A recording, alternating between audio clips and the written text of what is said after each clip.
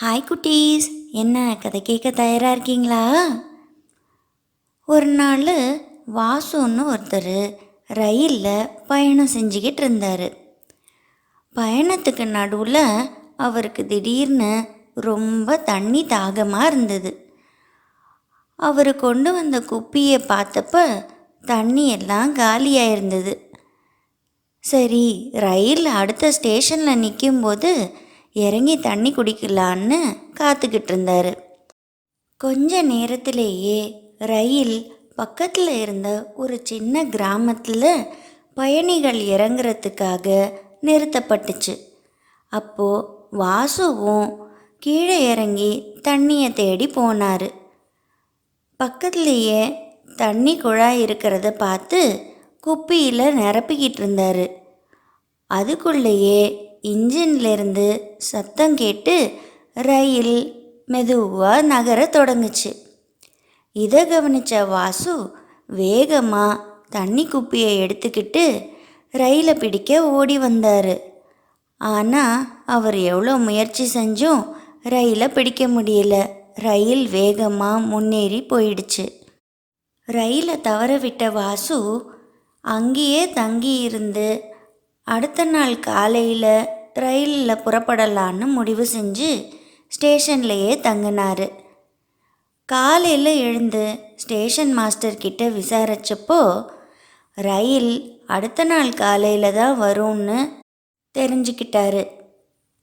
ஒரு நாள் முழுக்க ஸ்டேஷனில் தங்கி இருக்கிறது வசதியாக இருக்காதுன்னு முடிவு பண்ண வாசு ஊருக்குள்ளே போய் தங்குறதுக்கு அறைகள் ஏதாவது கிடைக்குமான்னு விடுதிகளாக போய் விசாரிக்க ஆரம்பித்தார்.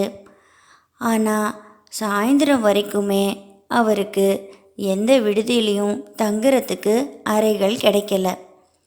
அப்படி தேடிக்கிட்டு இருக்கும்போது தான் ஒரு குடிசை வீடை பார்த்தாரு. சரி, இன்னைக்கு ராத்திரி மட்டும் அங்கே தங்கிட்டு போகலாம், அங்கே இருக்கவங்க கிட்ட உதவி கேட்கலான்னு நினச்சி அந்த குடிசையில் போய் விசாரித்தார்.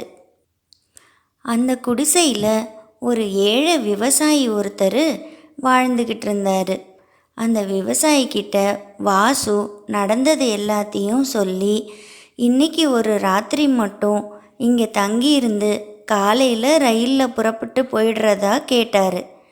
அதுக்கு அந்த ஏழை விவசாயி சிரித்த முகத்தோட வாசுவை உள்ளே கூப்பிட்டு அவர் தங்குறதுக்கு இடமும் சாப்பாடும் கொடுத்து வாசுவை நல்லபடியாக கவனிச்சுக்கிட்டாரு.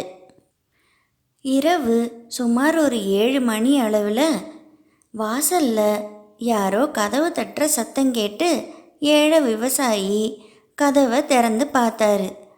அப்போது ஒரு பணக்கார ஆள் ஒருத்தர் உடம்பெல்லாம் நகை போட்டுக்கிட்டு நல்ல உடை போட்டுக்கிட்டு கம்பீரமாக வந்து நிற்கிறத வாசு கவனிச்சார்.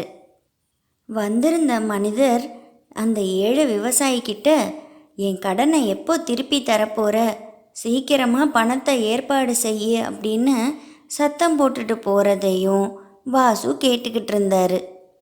வாசு உதவின்னு கேட்டு வந்ததும் அந்த ஏழை விவசாயி வாசு கிட்ட எந்த கைமாறும் எதிர்பார்க்காம தனக்கு தங்குறதுக்கு இடமும் சாப்பாடும் கொடுத்து நல்லபடியாக கவனிச்சுக்கிட்டு இருந்ததுனால வாசு அந்த ஏழை விவசாயிக்கு பண உதவி செய்யணும்னு முடிவு செஞ்சார்.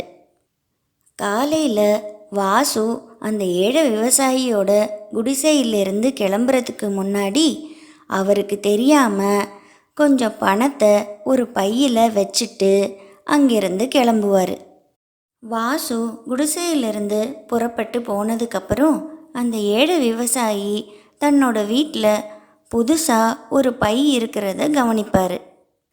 ஒருவேளை வாசு மறதியாக அந்த பையை விட்டுட்டு போயிட்டதா நினச்சி ரொம்ப அவசரமாக அந்த பையை எடுத்து திறந்து பார்ப்பார். அதில் பணமும் ஒரு கடிதமும் இருக்கிறத ஏழை விவசாயி கவனிச்சார். உடனே அந்த கடிதத்தை எடுத்து படித்து பார்த்ததில் அதில் வாசு என்ன எழுதியிருந்தார்னா, என்கிட்ட எந்த கைமாறும் எதிர்பார்க்காம எனக்கு தங்க இடமும் சாப்பிட சாப்பாடும் கொடுத்த உங்களுக்கு பணம் தேவைப்படுறத நேற்று வந்தவர் மூலமாக நான் தெரிஞ்சுக்கிட்டேன். அதனால் என்னோட இந்த சின்ன உதவியை நீங்கள் மறுக்காமல் ஏற்றுக்கோங்க, நன்றி அப்படின்னு எழுதி வச்சிருந்தாரு. இதை பார்த்த விவசாயி சந்தோஷமாக அந்த பணத்தை எடுத்துக்கிட்டாரு. என்ன குட்டீஸ், இந்த கதை உங்களுக்கு பிடிச்சிருந்ததா? இந்த கதையில் வந்த மாதிரி நம்மளும் யாருக்காவது உதவி தேவைப்படும் போது நம்ம அவங்களுக்கு நிச்சயமாக உதவி செய்யணும். அப்படி செஞ்சோன்னா நமக்கு ஒரு நாள் கஷ்டம் வரும்போது தானாக யார் மூலமாவது உதவிகள் தேடி வரும். எந்த கைமாறும் இல்லாமல் நம்ம செய்கிற உதவி நமக்கு பிற்காலத்தில் நன்மையையே தேடித்தரும். இதுதான் இந்த கதையோட நீதி. இந்த வீடியோ உங்களுக்கு பிடிச்சிருந்ததுன்னா லைக் பண்ணுங்கள், உங்கள் ஃப்ரெண்ட்ஸோட ஷேர் பண்ணுங்கள், மறக்காமல் நிலா கதைகளுக்கு சப்ஸ்கிரைப் பண்ணுங்கள். Good night, sweet dreams.